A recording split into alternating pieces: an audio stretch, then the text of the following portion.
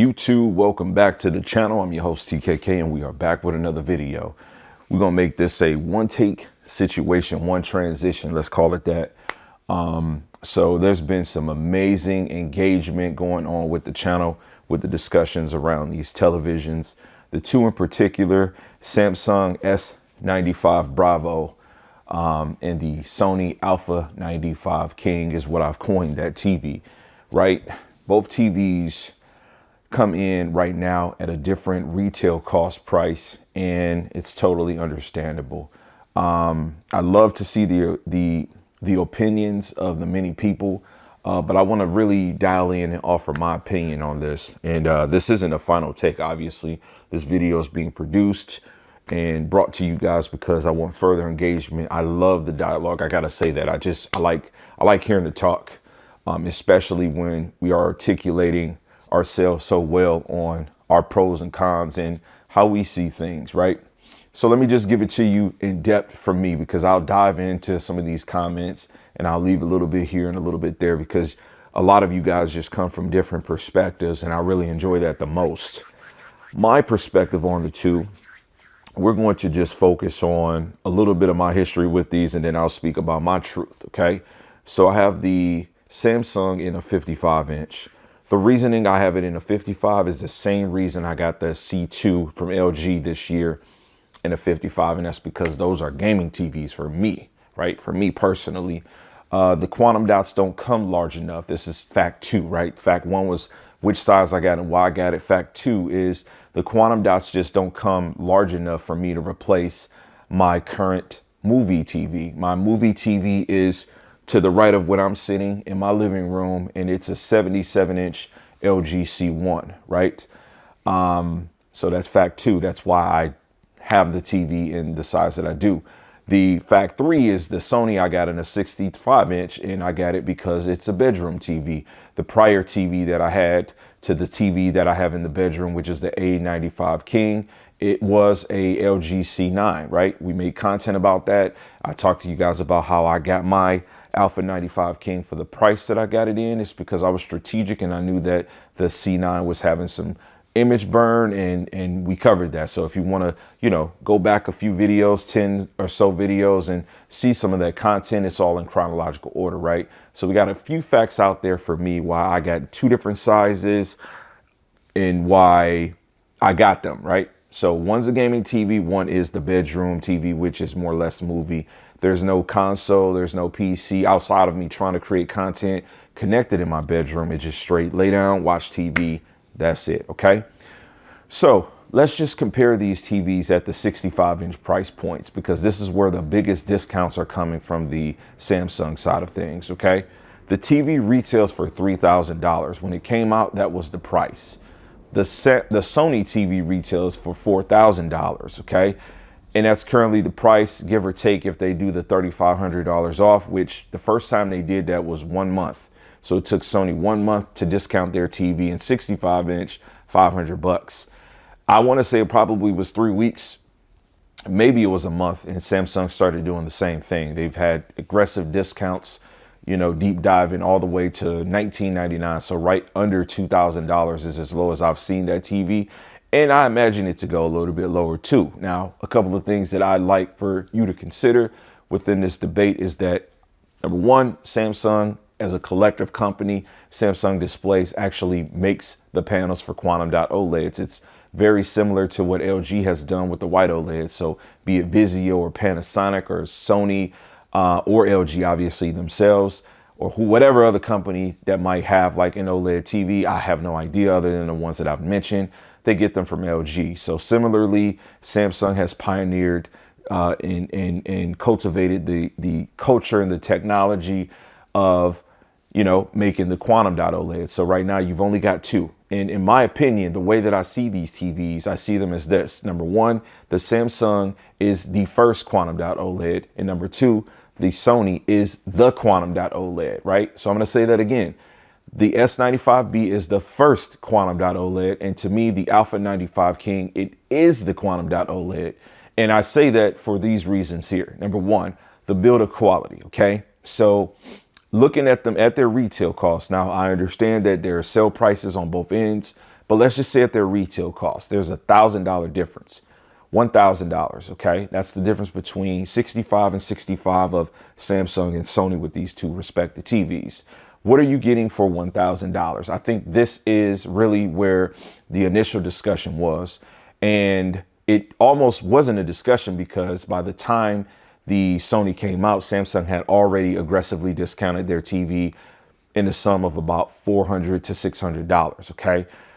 But what were you getting for $1,000? Well, in my opinion, again, just my opinion, and I'd like for you to chime in. Number one, and I might go off with the numbers, but number one, build quality, okay? I personally went through 3 S95Bs to currently have the one that I have that doesn't have the bins, right? I've seen some comments and I've seen some people challenge some comments.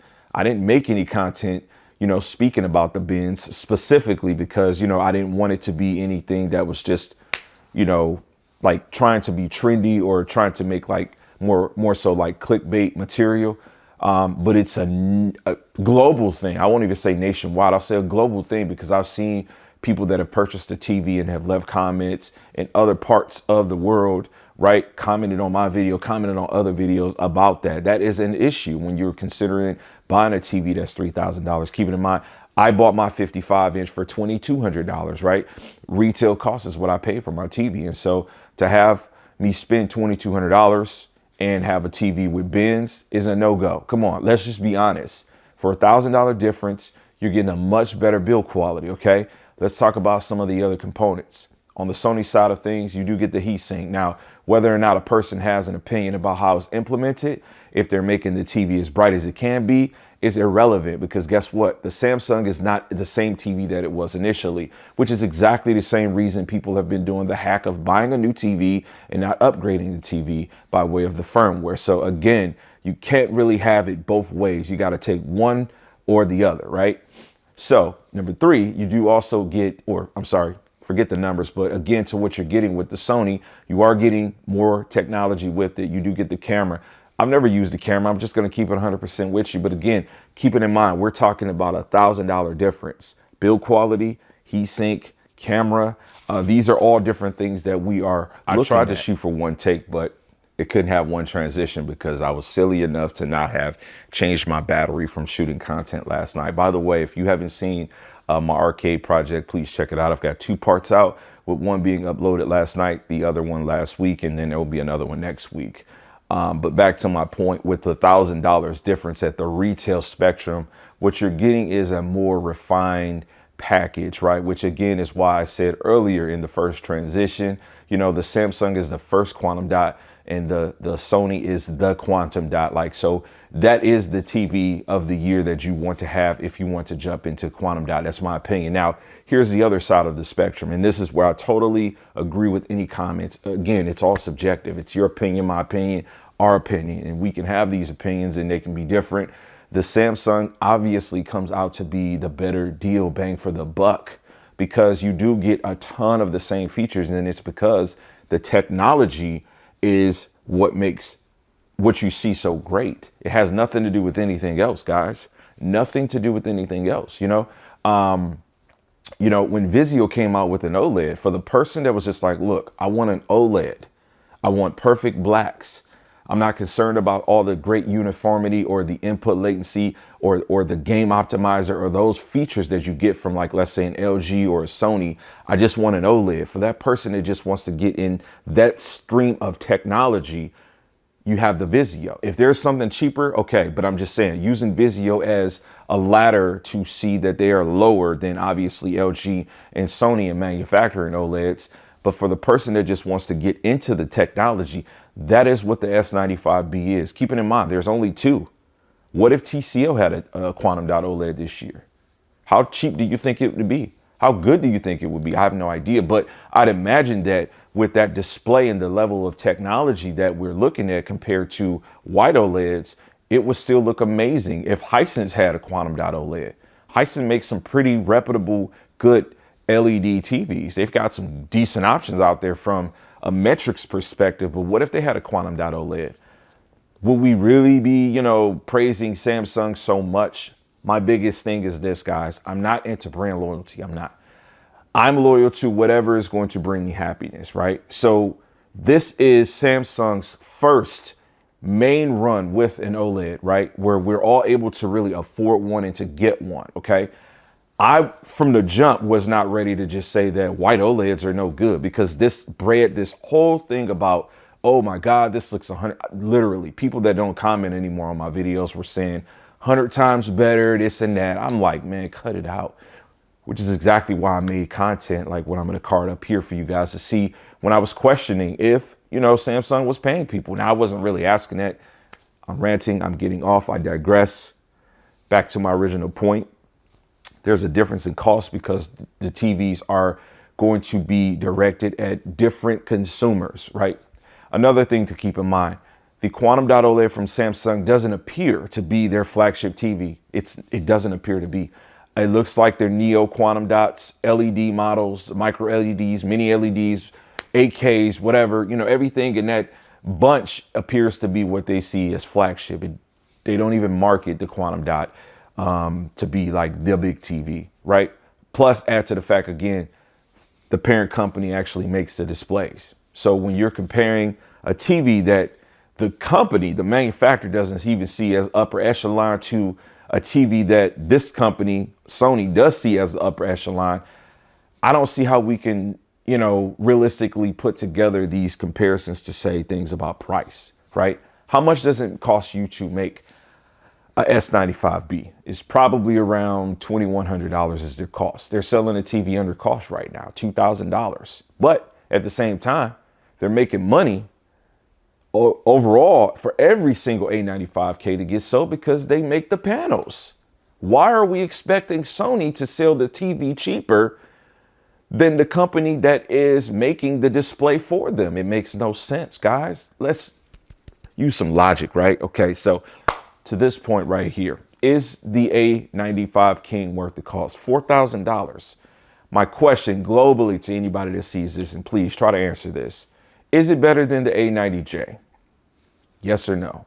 Is it better than the A90J that also in the same size was $4,000? Has lower input latency. Out of the gate, it came with the variable refresh rate and everything that we needed, which the A90J did not. It is a Quantum Dot OLED, right?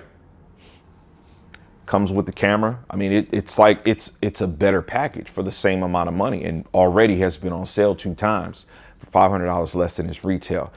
Again, this is not meant to attack anybody. It's meant to put out further dialogue. I love to hear your perspectives on everything.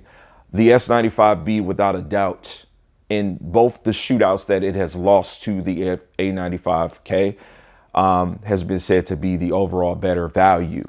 Is it the better gaming TV? Yes, it is, definitely, because it has a more refined package. Number one, you get 4 HDMI 2.1 ports, which most people aren't going to be even utilizing all 4 of those. Most people that buy these TVs still don't play with PC gaming, right? So when we make the arguments about 144 hertz, why are we talking about that when you're on a console still?